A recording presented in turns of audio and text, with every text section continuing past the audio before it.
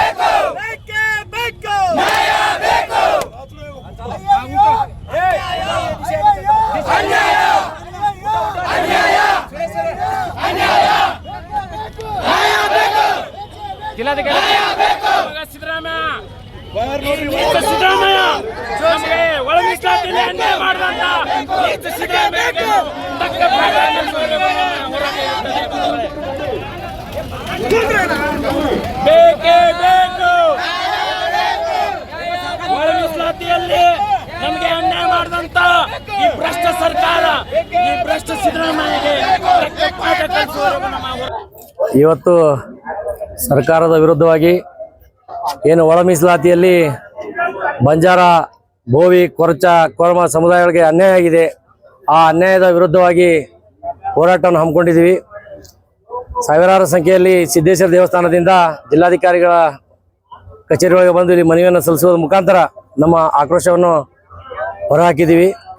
ಸರ್ಕಾರಕ್ಕೆ ನಾವು ಒಂದು ಮನವಿ ಮಾಡ್ಕೊತಾ ಇದ್ದೀವಿ. ಈ ಬರುವ ದಿವಸಗಳಲ್ಲಿ ನಮ್ಮ ಸಮುದಾಯಗಳಿಗೆ ಏನು ಅನ್ಯಾಯ ಆಗಿದೆ ಇದನ್ನು ಸರಿಪಡದೇ ಹೋದರೆ ಮುಂಬರುವಂಥ ದಿವಸಗಳಲ್ಲಿ ಕಾಂಗ್ರೆಸ್ ಹಠಾವ ತಾಂಡಾ ಬಚಾವ್ ಅನ್ನುವಂಥ ಆಂದೋಲನವನ್ನು ಪ್ರಾರಂಭ ಆಗ್ತಾವೆ. ಮತ್ತು ಮುಂದಿನ ಚುನಾವಣೆಯಲ್ಲಿ ಇವತ್ತೇನು ನಮ್ಮ ತಾಂಡಗಳ ಒಂದು ಹೋಟದಿಂದ ಸರ್ಕಾರನೇ ಒಪ್ಕೊಂಡಿದೆ. ಇವತ್ತು ಕಾಂಗ್ರೆಸ್ ಸರ್ಕಾರನೂ ಒಪ್ಕೊಂಡಿದೆ, ಹಿಂದಿನ ಬಿಜೆಪಿ ಸರ್ಕಾರನೂ ಒಪ್ಕೊಂಡಿದೆ. ಇವತ್ತು ನಾವು ಬೀಳ್ಬೇಕಾದ್ರ ಕಾರಣ ಬಂಜಾರ ಭೋವಿ ಕೊರ್ಚಾ ಕೊರ್ಮ ಅಂತೇಳಿ ಬಿಜೆಪಿದವರಿಗೂ ಅರಿವಾಗಿದೆ. ಈ ಕಾಂಗ್ರೆಸ್ ಸರ್ಕಾರ ಏನು ಇವತ್ತು ಅನ್ಯಾಯ ಮಾಡಿದೆ, ಒಂದ್ ವೇಳೆ ಈ ಅನ್ಯಾಯನ ಸರಿಪಡದೆ ಹೋದ್ರ ಮುಂದೆ ಬರುವಂತ ದಿವಸಗಳಲ್ಲಿ ಕಾಂಗ್ರೆಸ್ಸಿಗೂ ಸಹ ಇದೇ ಅನುಭವ ಅವರು ಪಡಿಬೇಕಾಗ್ತದ. ಪ್ರತಿ ತಾಂಡದಲ್ಲಿ ನಾವು ಈ ಒಂದು ಕಾಂಗ್ರೆಸ್ ಹಟಾವ್ ತಾಂಡ ಬಚಾವ್ ಅಂತ ಒಂದು ಕರೆ ಕೊಡುವ ಮುಖಾಂತರ ಇದನ್ನ ನಾವೆಲ್ಲ ಕಡೆನೂ ಪ್ರವಾಸ ಮಾಡ್ತೀವಿ.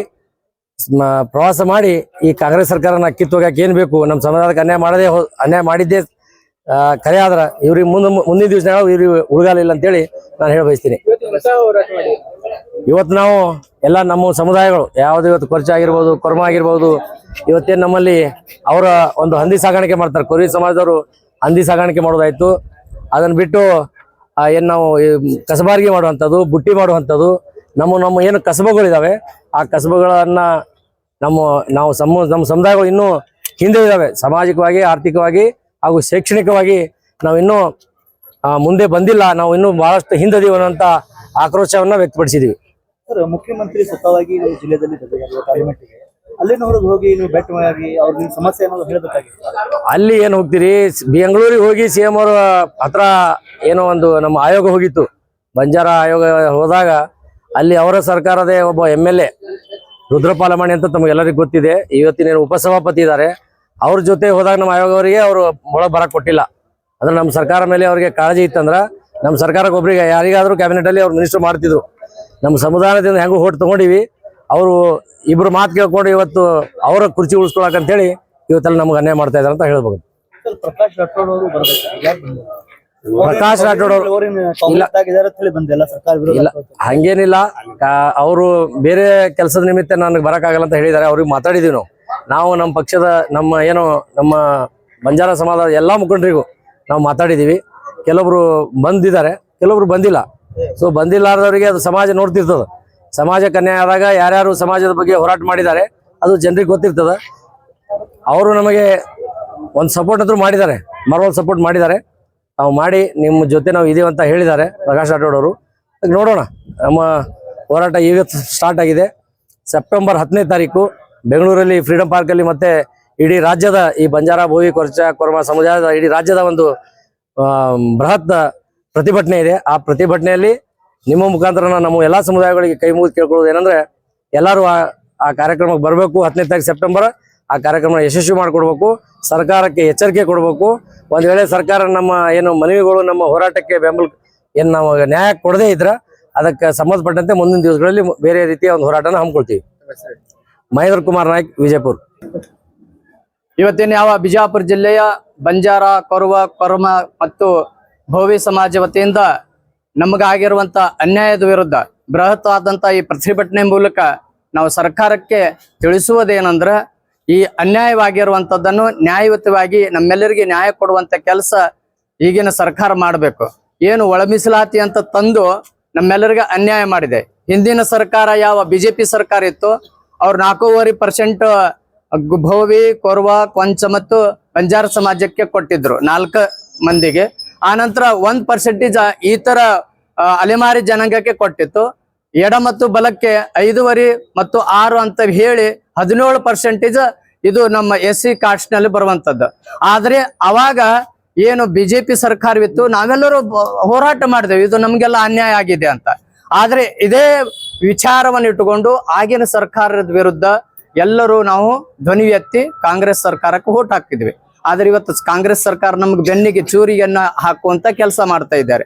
ಆಗಿನ ಸರ್ಕಾರಕ್ಕೆ ನಾವೆಲ್ಲರೂ ತಾಂಡಕ್ಕೆ ಹೋಗಿ ತಾಂಡ ಬಚಾವೋ ಬಿಜೆಪಿ ಹಟಾವ್ ಅಂತ ನಾವು ಸ್ಲೋಗನ್ ಹಚ್ಚಿ ಆ ಬಿಜೆಪಿಯನ್ನ ನೆಲಸಮ ಮಾಡಿದ್ವಿ. ಇವತ್ತು ಸಿದ್ದರಾಮಯ್ಯನವರ ಸರ್ಕಾರಕ್ಕೆ ನಾವು ಎಚ್ಚರಿಕೆ ಕೊಡ್ತಾ ಇದ್ವಿ. ಎಲ್ಲಾ ಸಮಾಜದ ಏನು ಅನ್ಯಾಯ ಆಗಿದೆ ನಮಗೆ, ಆ ಅನ್ಯಾಯದ ವಿರುದ್ಧ ನಾವು ದೊಡ್ಡ ಹೋರಾಟದ ಮೂಲಕ ನಿಮಗೂ ಬೆಂಕಿ ಹಚ್ಚುವಂತ ಕೆಲಸ ಆಗ್ತದ. ಯಾವತ್ತು ಈ ಬೆಂಕಿ ಹಚ್ಚುವಂತ ಕೆಲಸ ಸರ್ಕಾರ ಮಾಡಬಾರ್ದು. ಎಲ್ಲಾ ಜಾತಿಗಳು 101 ಜಾತಿಗಳು ಪರಿಶಿಷ್ಟ ಜಾತಿ ಏನಿದೆ ಅಲ್ಲ, ಎಲ್ಲರಿಗೆ ಸಮನಾದ ಕಾನೂನನ್ನ ರಚಿಸಿರುವಂತ ಅಂಬೇಡ್ಕರ್ ಅವರ ಆಶೆಗೆ ನೀವೆಲ್ಲ ನೀರು ಎರಚುವಂತ ಕೆಲಸ ಮಾಡ್ತಾ ಇದ್ದೀರಿ. ಇವತ್ತು ಈ ಬಂಜಾರ ಸಮಾಜ, ಕೋರ್ವ, ಕೊಂಚ ಮತ್ತು ಈ ಭೋವಿ ಸಮಾಜಕ್ಕೆ ಅನ್ಯಾಯ ಆಗಿರೋದನ್ನ ಇಡೀ ನಮ್ಮ ಬಿಜಾಪುರ ಅಲ್ಲ, ಇಡೀ ಕರ್ನಾಟಕದಾದ್ಯಂತ ದೊಡ್ಡ ಹೋರಾಟದ ಮೂಲಕ ನಾವೆಲ್ಲರೂ ನಮ್ಮ ಅನ್ಯಾಯದ ವಿರುದ್ಧ ನ್ಯಾಯ ದೊರಕಿಸಿಕೊಡುವಂತ ಕೆಲಸಕ್ಕೆ ನಾವೆಲ್ಲರೂ ಸಿದ್ಧರಾಗಿದ್ದೀವಿ. ಇವತ್ತೇನು ಕಾಂಗ್ರೆಸ್ ಸರ್ಕಾರ ಈ ಅನ್ಯಾಯ ಮಾಡಿದೆ, ಮುಂದಿನ ದಿನಮಾನಗಳಲ್ಲಿ ನಮ್ಮ ತಾಂಡಗಳಲ್ಲಿ ನಮ್ಮ ಊರು ಕೇರಿಗಳಲ್ಲಿ ಯಾವುದೇ ಏನಾದ್ರೂ ಚುನಾವಣೆ ಬರಲಿ, ನಮಗೆ ಅನ್ಯಾಯ ಆಗಿದೆ ಅಂತವ್ರನ್ನ ನಾವು ಅವರಿಗೆ ವಿರುದ್ಧ ಮಾಡುವಂತ ಕೆಲಸಕ್ಕೆ ನಾವೆಲ್ಲರೂ ಅಣಿಯಾಗಿದ್ದೀವಿ. ಇವತ್ತು ಬೃಹತ್ವಾದಂತ ಈ ಪ್ರತಿಭಟನೆ ಮೂಲಕ ನಾವೆಲ್ಲರೂ ಜಿಲ್ಲಾಧಿಕಾರಿ ಮೂಲಕ ಮುಖ್ಯಮಂತ್ರಿಗಳಿಗೆ ಮನವಿ ಮಾಡಿದ್ದೀವಿ. ನಮಗೆ ಅನ್ಯಾಯ ಆಗಿರುವುದನ್ನ ನ್ಯಾಯ ದೊರಕಿಸುವಂತ ಕೆಲಸ ಆಗಬೇಕು. ಮುಂದೆ ಬರುವಂತ 10ನೇ ತಾರೀಕು ನಾಳೆ ಸೆಪ್ಟೆಂಬರ್ 10 ಫ್ರೀಡಂ ಪಾರ್ಕ್ನಲ್ಲಿ ಇಡೀ ಕರ್ನಾಟಕದ ಎಲ್ಲಾ ಸಮುದಾಯ ಅಂದ್ರೆ 63 ಸಮುದಾಯ ಕೂಡಿಕೊಂಡು ನಾವು ಬೃಹತ್ ಪ್ರತಿಭಟನೆ ಮೂಲಕ ಮನವಿಯನ್ನು ಸಲ್ಲಿಸುವಂತ ಕೆಲಸ ನಾವು ಮಾಡ್ತಾ ಇದೀವಿ. ಈ ಮನವಿಗೆ ತಾವು ಸ್ಪಂದಿಸಬೇಕು, ಸ್ಪಂದಿಸಿ ನಮಗೆ ನ್ಯಾಯ ದೊರಕಿಸಿಕೊಡ್ಬೇಕಂತ ತಮ್ಮಲ್ಲಿ ಕಳಕಳಿಯ ಮನವಿ.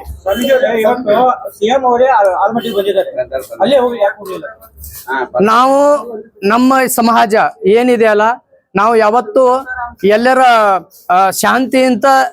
ಶಾಂತಿಯುತವಾಗಿ ನಾವು ಪ್ರತಿಭಟನೆ ಮಾಡ್ತೀವಿ.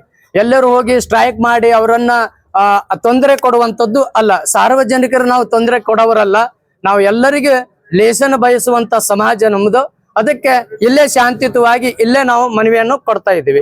ಮುಖ್ಯಮಂತ್ರಿಗಳು ಬಿಜಾಪುರ ಬಂದಿದ್ದಾರೆ, ನಾವು ಅಲ್ಲೇ ಹೋಗಿ ಶಾಂತಿಯುತವಾಗಿ ಅವರಿಗೆ ಮನವಿ ಸಲ್ಲಿಸಬಹುದಾಗಿತ್ತು. ಅದೆಲ್ಲ ಅವೆಲ್ಲವನ್ನ ಮಾಡ್ಬೇಕಾದ್ರೆ ಎಲ್ಲಾ ತಾಂಡಗಳಿಗೆ ಎಲ್ಲಾ ತಾಲೂಕುಗಳಿಗೆ ನಾವು ಈಗಾಗಲೇ ಕರೆಯನ್ನು ಕೊಟ್ಟಿದ್ದೀವಿ ಇಲ್ಲಿ ಬರಲಿಕ್ಕೆ. ಮತ್ತು ಸ್ವಲ್ಪ ದಿನ ಹೋದ್ರೆ ನಮಗೆ ಇದು ಆಗಲ್ಲ. ಅದಕ್ಕೆ ನಾವು ಬಿಜಾಪುರ ಕೇಂದ್ರವನ್ನಾಗಿಕೊಂಡು ಇಲ್ಲೇ ನಾವು ಪ್ರತಿಭಟನೆಯನ್ನು ಮಾಡ್ತಾ ಇದ್ದೀವಿ.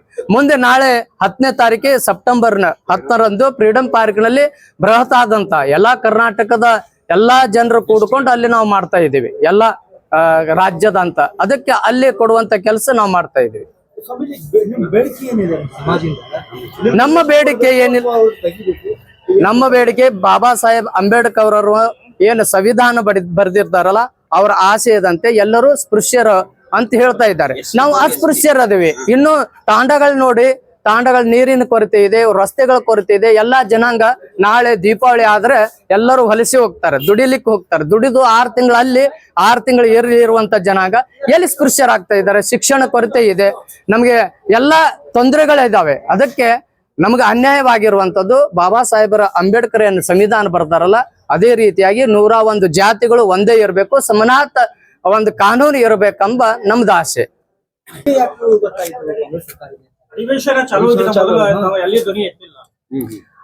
ಅಲ್ಲಿ ನಾವು ಅಲ್ಲಿ ಸಿಎಂ ಅವರಿಗೆ ಮನವಿಯನ್ನು ಮಾಡ್ತಾ ಇದ್ವಿ. ನಮ್ಮ ರಾಜಕೀಯ ಧೋರಣೆ ಇರ್ಬೋದು, ನಮ್ಮ ಮುಖಂಡರು ಇರ್ಬೋದು, ನಮ್ಮೆಲ್ಲ ಸಂಘ ಸಂಸ್ಥೆಗಳು ಇರ್ಬೋದು, ಅವರನ್ನು ಮನವಿ ಮಾಡ್ತಾ ಬರ್ದಿದ್ವಿ. ಸರ್ಕಾರ ಕೇಳಂಗಿಲ್ಲ. ಅವ್ರು ಹೆಂಗಿದಾರ ಅಂದ್ರ ನಿಮ್ಗೆಲ್ಲ ಗೊತ್ತಿದ್ದು. ಆ ಸರ್ಕಾರಕ್ಕೆ ನಾವು ಇನ್ನು ಮುಂದೆ ಬಿಸಿ ಮುಟ್ಟಿಸುವಂತ ಕೆಲಸ ಮಾಡ್ತೀವಿ. ಹಿಂದಿನ ಸರ್ಕಾರಕ್ಕೆ ಮುಟ್ಟಿಸಿದ್ದೀವಿ, ಈಗಿನ ಸರ್ಕಾರಕ್ಕೆ ಮುಟ್ಟಿಸ್ತೀವಿ. ನಮ್ದು ಯಾವಾಗ ಬರ್ತದ ಅವಾಗ ಮುಟ್ಟಿಸುವಂತ ಕೆಲಸ ಮಾಡ್ತೀವಿ.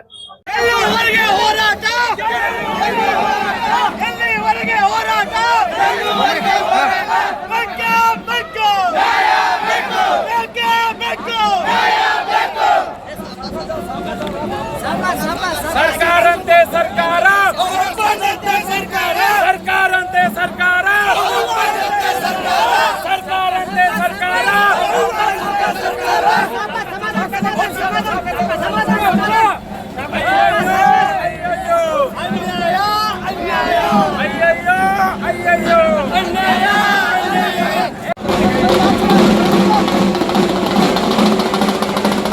ಏನ ಸ್ವಲ್ಪ ತೆಳಗ ಇದು ಸ್ಟ್ಯಾಂಡ್ ಅಣ್ಣ.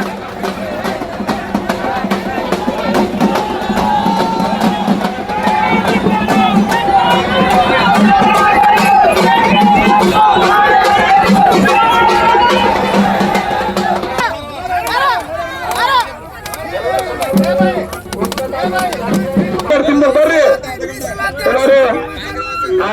ಎಲ್ಲರೂ ಶಾಂತಿ